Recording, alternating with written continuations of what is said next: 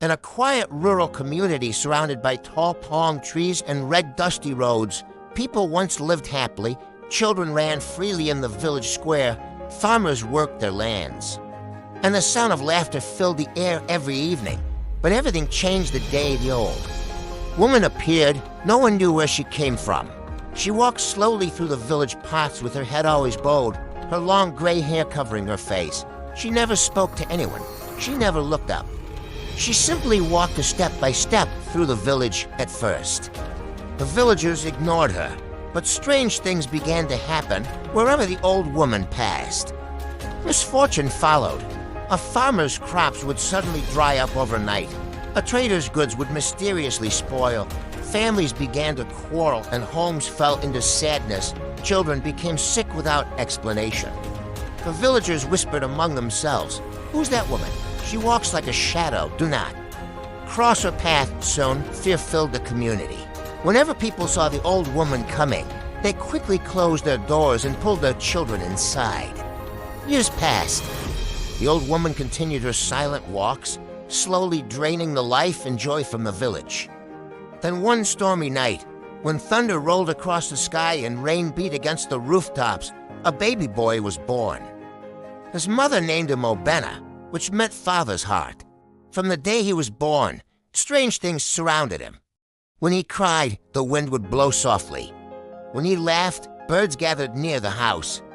And whenever the old woman walked near their compound, she would suddenly turn and walk the other way. The villagers began to whisper again.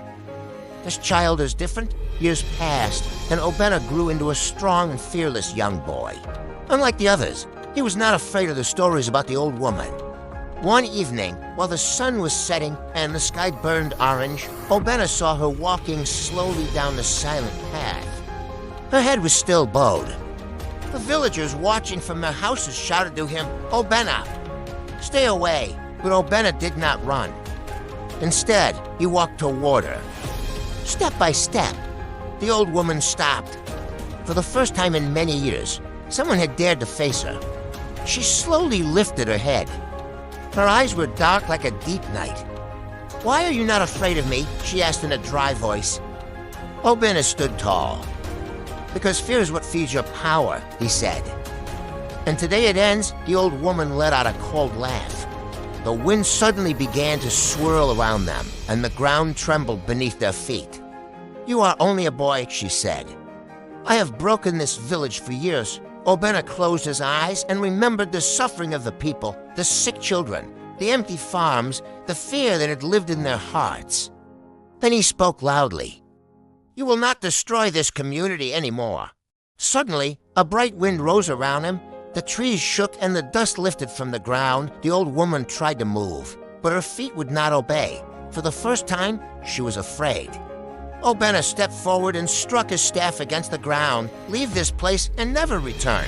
A loud thunder cracked across the sky. The old woman screamed as the wind lifted her like dry leaves and carried her far beyond the hills, far away from the village forever. Silence fell slowly. The villagers came out of their homes. The air felt lighter, the darkness that had lived over them. The village for years was gone. Crops began to grow again. Children laughed once more in the village square. Peace returned to the land. And from that day on, the people always remembered the brave boy who saved them. They would point to him and say proudly, "That is Obina, the boy who defeated the shadow and rescued our community."